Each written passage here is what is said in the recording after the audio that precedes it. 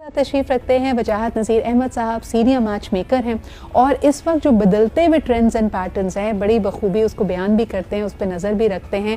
कभी मुझे ऐसा लगता है कि पुराने ज़माने और नए ज़माने के एक हसीन से क्रॉस रोड पे हैं जो कभी कभी हसीन के साथ साथ वजाहत साहब संगीन भी हो जाता है। तो मुझे ये बताइए, गुफ्तगू का आगाज़ मैं आप ही से करती हूँ कि आज जब कहते हैं कि आज की औरत इतनी बाशऊर है, ख़ुद मुख्तार है, फाइनेंशियली भी इंडिपेंडेंट है, तो शादी के बाद क्या होता है? क्या उसके पास ये आज़ादी ख़त्म हो जाती है? वो अपने वालिदैन का अगर ख्याल रखना चाहे और उसका कोई भाई नहीं है तो क्या सूरत हाल हो सकती है? अच्छा, शादी से पहले अगर लड़की एक छोटा सा सवाल पूछ ले कि भाई तुम मेरे वालिदैन को कहाँ स्टैंड करवाते हो? सही। असल में ये कुछ कन्वर्जन हुई थी और इस्लाम में जैसे आपने बताया कि भाई कोई पानी नहीं पी रहा बेटी के घर का। देखिए, इस्लाम की रूह से हमारे 3 वालिद हैं इस्लाम में। अगर कोई लड़का ये बात समझे तो कई बार लोग एब्जॉर्ब नहीं कर पा रहे। एक वो वालिद हैं जिन्होंने आपको जन्म दिया, पैदा किया। दूसरे वो जिन्होंने आपको लड़की दी। तीसरा वो शख्स जिसने आपको इल्म दिया है, वो भी वालिद के रुतबे पे खड़ा है। रूहानी वालिद कहा अब लोगों को ये एब्जॉर्ब नहीं हो रहा कि भाई लड़की का वालिद हमारा वालिद कैसे हो सकता है। तो वो कभी भी अगर लड़की छोटा सा सवाल कर ले, 2-3 सवालात करे शादी से पहले। एक ये कि भाई आपको अगर मैं लगाम लगाऊं तो यू विल फील कंफर्टेबल। अगर लड़का कह दे हाँ तो ठीक है, अदरवाइज लड़की आज की तारीख में जब भी एंटर हो रही है ससुराल में तो पहला ऑब्जेक्टिव ये कि भाई उसको मैं लूं और जितने लोगों के बारे में भी नेगेटिविटी भरूं उसको लूं, साइड पे हट जाऊं। That is the main most objective. Okay. अब लड़की जहां तक रही बात कि भाई वो अपने वालिदैन को, तो लड़के से पूछ लिया जाए कि भाई मेरे वालिदैन की इज्जत तुम्हारे जहन में कहां है?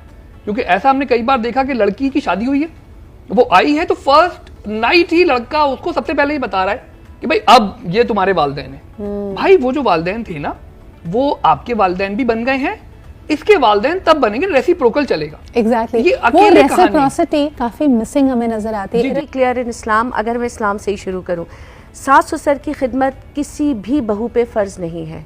वजाहत क्या कहेंगे, है ना कि जी मेरे ये हमारा फर्ज है। अच्छा, ये जो इंजेक्शन हम लगा रहे हैं ना, ये एक खास इंजेक्शन हम लगा रहे हैं लड़कियों में खासकर कि भाई आप पे ये चीज लागू नहीं होती कि आप मेरे वालिदैन की इज्जत, भाई हर शख्स पे। देखिए, इज्जत की तो बात ही नहीं की, खिदमत की बात भी कह लें। देखिए, बुजुर्ग नबी पाक सल्लल्लाहु अलैहि वसल्लम ने फरमाया है कि अगर मेरी इज्जत करनी है तो अपनी कौम के, अपने माशरे के बुजुर्गों की इज्जत करो। तो ये सास ससुर कौन लोग हैं? बहुत जवान फिगर हैं, वो भी बुजुर्ग हैं, उनकी इज्जत करके आप इस्लाम में ये बहुत गलत इंजेक्शन लगाया जा रहा है लड़कियों में कि भाई आपके ऊपर मेरे वालिदैन की खिदमत या इज्जत। मैं ऐसी कितनी एग्जाम्पल दे सकता हूं कि जहां पे लड़के मौजूद हैं बट उनके वालिद, कोई कनाडा में बैठा हुआ है, कोई अमेरिका में बैठा हुआ है, उनके वालिद मुझे कॉल करते हैं, I do a lot of things for that personality। नहीं, मैं आपकी बात से अग्री करती हूँ। यहाँ पे जो वजाहत कर जानी थी कि वही जो हम बात करते हैं कि कई हिंदुआना रस्म और रिवाज हमारे साथ है। यानी जब आप कहते हैं ना कि देवर आपके बेटे की तरह है, आपके सास ससुर आपकी जिम्मेदारी है, हमारे मजहब, हमारी शरीयत में इसकी गुंजाइश नहीं। अगर आप करते हैं तो इरम जी ने बिल्कुल सही कहा कि हुस्न सलूक है और यकीनन अच्छा इखलाक। आप दूसरी मिसाल दे रहे हैं, हुजूर अकरम सल्लल्लाहु अलैहि वसल्लम ने तो कहा कि मेरे पास जन्नत में सबसे करीब वो शख्स होगा जिसका अखलाक अच्छा है। उसमें तो बड़े बोलना चाहूंगी, वजाहत कुछ अच्छा, मैं पहले इस पे कमेंट कीजिएगा। मैं इन्हीं बातों पे कर रहा हूँ, मैं चंद बातें बता दूं जी। एक तो वही बात कि लड़की पहले पूछे कि भाई तुमने कभी अपने मोहल्ले में किसी बुजुर्ग के साथ टाइम गुजारा है? अगर एक लड़के ने अपना टाइम कभी मोहल्ले में किसी बुजुर्ग को नहीं दिया, he is the most useless personality to get married, number 1। Number 2, Allah Taala फरमाते हैं कि रहमदिल इंसान दोज़ख में नहीं जाएगा। हमारे यहाँ एक मौलाना साहब है जो सिर्फ माफी प्रमोट कर रहे हैं। इंसाफ, रहम मोस्ट इंपॉर्टेंट है। हमने अगर लोगों पे रहम नहीं किया तो ये जो बात आ रही है कि बुजुर्ग वो अपनी उसको भूल जाए, वालिदैन को, भाई वालिदैन छोड़े, आपके ऊपर सास ससुर तो दूर की बात है। मेरा एक सवाल है, ये जो हस्बैंड साहब हैं या हस्बैंड के घर वाले हैं, वो लड़की के वालिदैन से इतने थ्रेटेंड क्यों है कि वहां जाएगी कुछ ना कुछ बात मिलेगी, कुछ फील्ड में कम से कम करना चाहिए? ये बार बार हम बात सुनते हैं, कम से कम पे इतना जोर क्यों? अच्छा, एक तो ये है कि देखिए लड़की की भी जो ऑब्जेक्टिव है ना आजकल, ये असल में एक चीज आपने इस वक्त खुल के नहीं बताई कि ये हिंदू कन्वर्टेड माशरा है।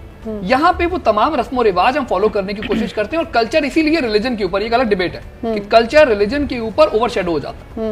तो हम उसी कल्चर को लेके चल रहे हैं। हमारे यहाँ इसी तरह की बातें हैं कि भाई लड़की ने ये भी नहीं करना है, वो भी नहीं करना है। इस्लाम में तो आपने भाई कोई बिल्ली मिल जाए आपको, एक कुत्ता मिल जाए, आप उसकी देखभाल कर लें। तो सास ससुर की बातें आ रही हैं। अच्छा, यही इजाजत वाला एलिमेंट है, मैं उस पर जरूर चाहूंगी कि आप बात करें। लड़कियां अक्सर आजकल इस बात पे बड़ी लड़ाइयाँ हो जाती हैं कि जी मैं खुद मुख्तार हूँ, मैं ऑफिस जाती हूँ, फलाना जाती हूँ, तो अपने वालिदैन के पास जाने या अपने पैसों में से उनकी मदद करने के लिए मुझे आपकी इजाज़त की ज़रूरत नहीं है। इसको आप कैसे देखते हैं?